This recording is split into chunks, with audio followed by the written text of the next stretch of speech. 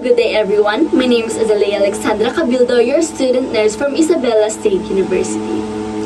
Today, I'm going to perform a written demonstration about the physical assessment of the skin, hair, nails, eyes, and mouth, which are important elements in assessing a patient's health status. So prior to performing the procedure, let us first prepare all the equipments that we need. After that, let's introduce ourselves to the patient and verify the client's identity using agency protocol.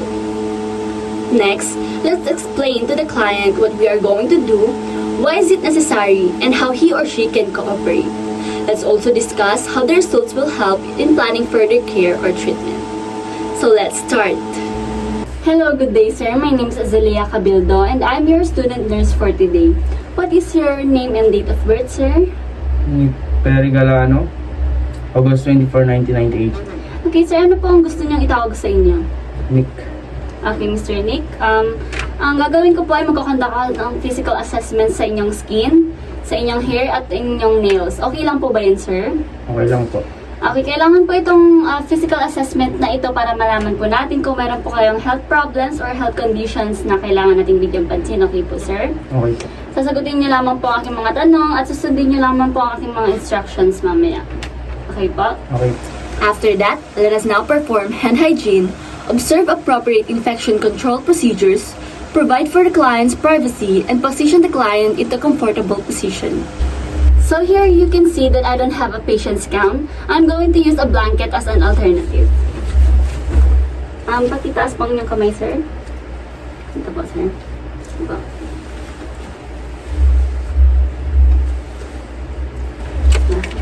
For the physical assessment of the skin, let us inquire if the client has any history of the following.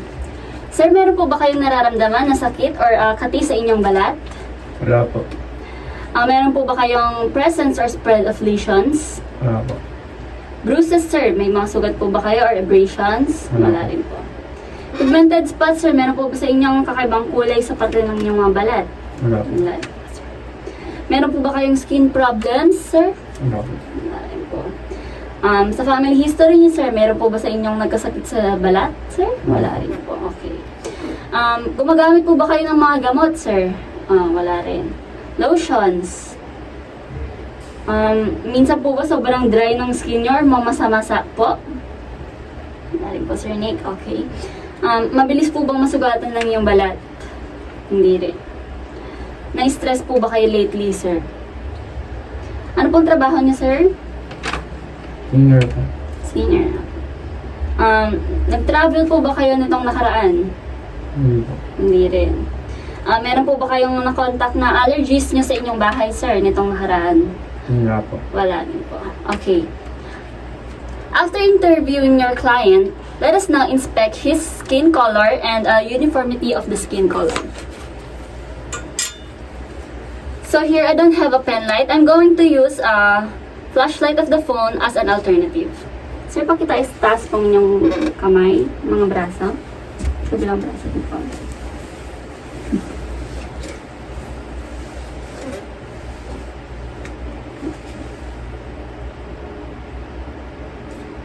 Okay po.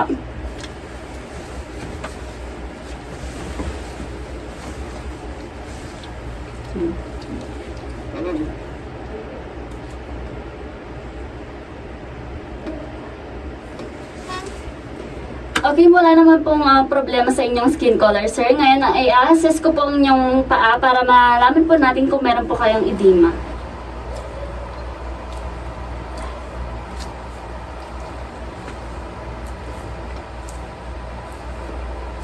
Okay, sir, overall, wala naman pong problema sa inyong skin color at wala rin po kayong edema. If edema is present, we're going to assess its location, color, temperature, shape, and the degree to which the skin remains indented or pitted when pressed by a finger. We're going to measure the circumference of the extremity using a millimeter tape for future comparison. After that, we're going to inspect and palpate the skin for any possible lesions.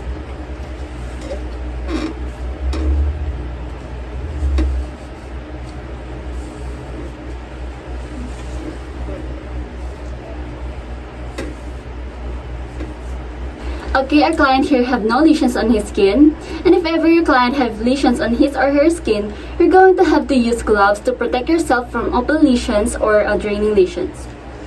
You're going to have to palpate and determine the shape and texture of the lesion. Describe the lesion according to the location, distribution, configuration, size, shape, and type or structure. After that, let us now observe and palpate skin moisture.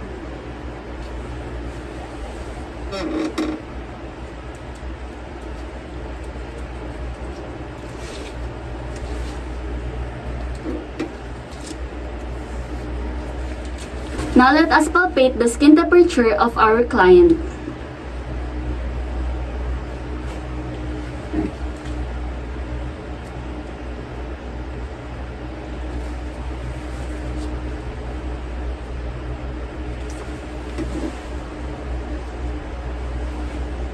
Lastly, let us now note skin turgor by lifting or pinching the skin of an extremity.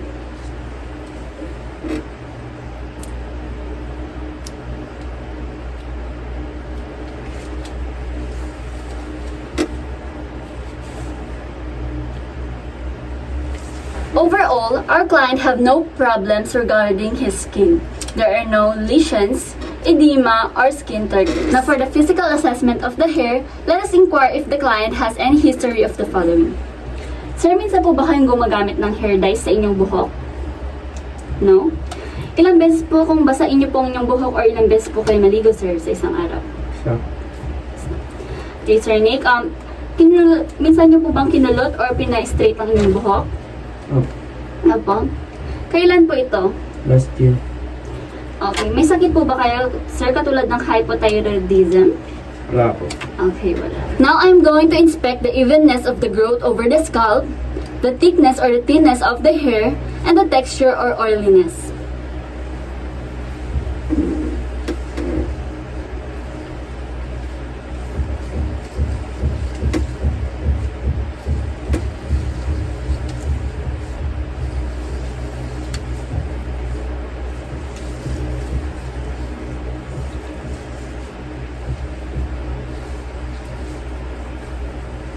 So sir, overall, patay-patay naman po yung pagkakatubo ng inyong buhok.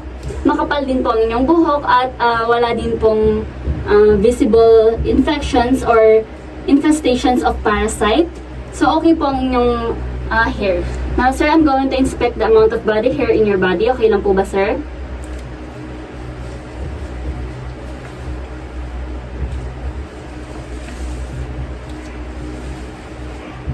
Okay naman po lahat, sir. Maraming salamat po. For the physical assessment of the nails, let us now inquire if the client has a history of the following. Sir, meron po ba kayong history sa sakit na diabetes mellitus? No. Meron po ba kayong history ng peripheral circulatory disease? Wala din, sir. May mga naging injury po ba kayo or malalang sakit itong nakaraan, sir? Wala din po. Okay, sir, now I'm going to inspect your fingernail plate shape to determine its curvature and angle. Now I'm going to inspect fingernail plate shape to determine its curvature and angle, inspect the fingernail and toenail texture, inspect the fingernail and toenail bed color, and inspect the tissues surrounding the nails.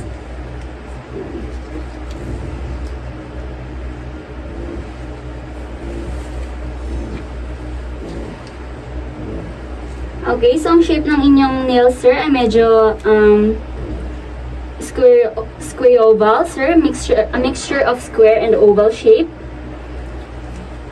At ang texture niya po ay smooth naman. Okay naman po. Okay. So now I'm going to perform a blanch test of capillary refill.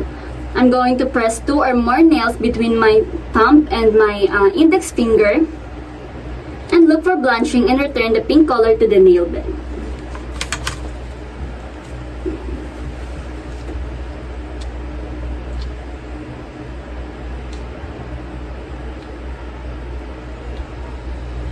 Okay, sir, according to the results, the response of your fingernail on my blanch test is quite well. Thank you very much, sir, for your cooperation. For the physical assessment of the eye structures and acuity, let us inquire if the patient has any history of the following. Sir, meron po ba kayong hypertension? Nagkaroon na ba kayo ng blood dyscrasia or any eye disease, injury, or surgery po? Wala. Kailan pong last na visit niyo sa isang ophthalmologist? Wala po. Meron po ba kayong ginagamit na medication sa mata niyo, sir? Gumagamit po ba kayo ng contact lenses or eyeglasses?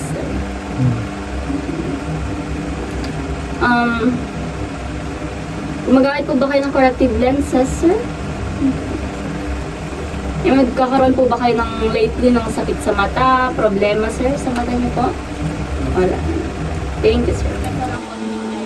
First, let's inspect the eyebrows for hair distribution, alignment, skin quality, and movement. Next, let's inspect the eyelashes for evenness of hair distribution and direction of curl. Okay, sir. Now, let's inspect the eyelids for surface characteristics, position in relation to cornea, its ability to blink, and the frequency of its blinking. Okay, sir. This time, we're going to inspect the bulbar conjunctiva for color, texture, and possible presence of lesions. Taas, tingin ko sa baba. Next, let's inspect the palpebral conjunctiva. Tingin ko sa taas. Taas, sir. Okay, thank you, sir. Since wala naman pong problema sa inyong eyelids, sir, proceed na po tayo sa next step. Now, we're going to inspect and palpate the lacrimal gland. Wala naman pong problema. Pati na po ng... Then we're going to inspect and palpate the lacrimal sac and nasolacrimal duct. Lacrimal duct. Okay, sir, wala naman pong problema. After that, let us now proceed to the inspection of the cornea for clarity and texture. Po, sir.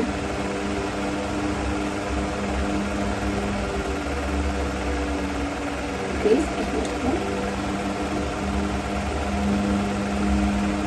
okay, sir. I'm now to perform a corneal sensitivity test to determine the function of the fifth cranial nerve. Sa isang object sa ligid ko po.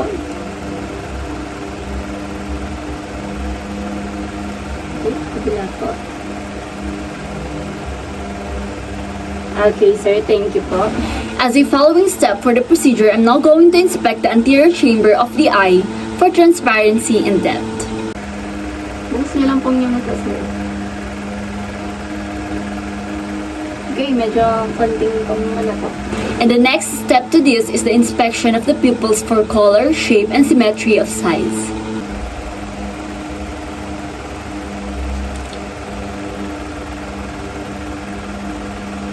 Okay, sir. Now, I'm going to assess each pupil's direct and consensual reaction to light to determine the function of the third and fourth cranial nerves and assess each pupil's reaction to accommodation. Tingin po sa malayo. Okay, sir. Thank you. Ayan, sir. Tingin po ulit kayo sa stick. Sundan niyo lamang po.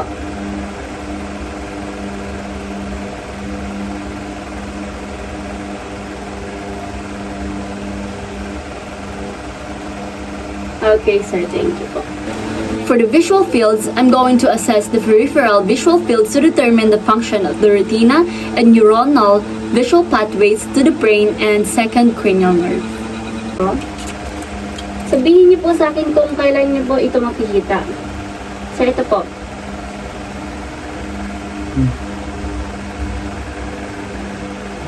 Dito po. Okay.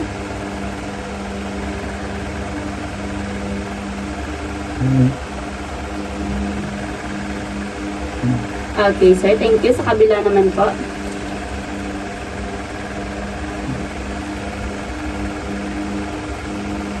Tingin naman po sa straight sa akin, sir.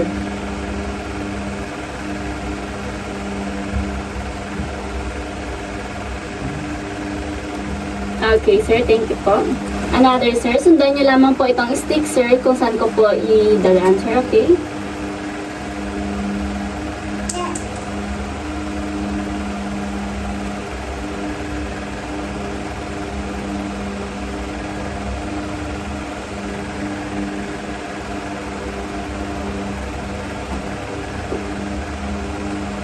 Okay, sir. Thank you po.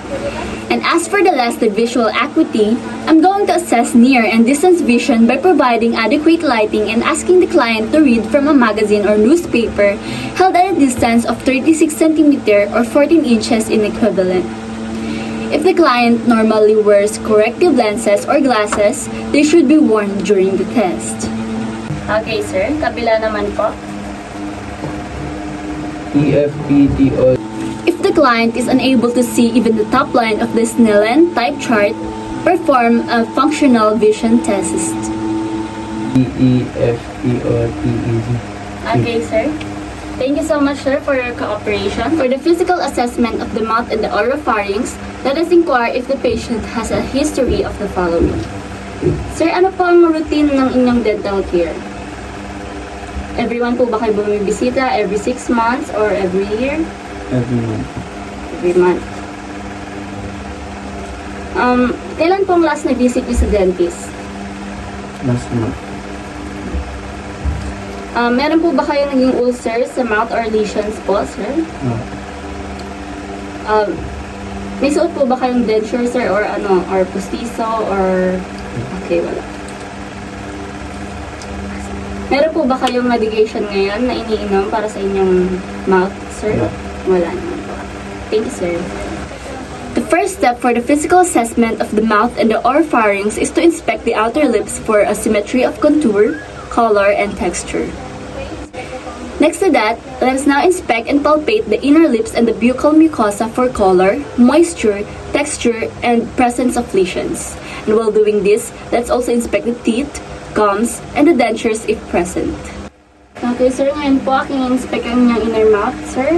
Your teeth and gums.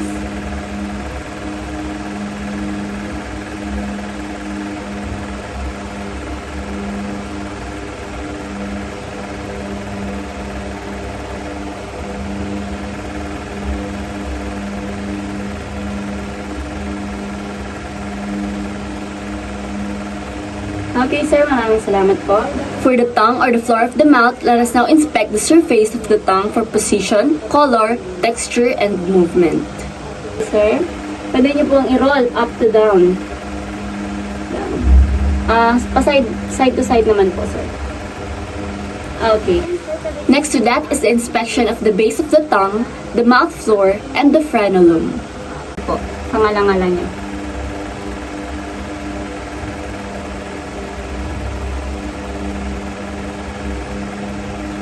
Okay, sir. Thank you po. After that, let us now palpate the tongue and the mouth floor for any possible nodules, lumps, or excoriated areas. Pwede niyo po bang ilabas na po, sir? Sa taas po, sir.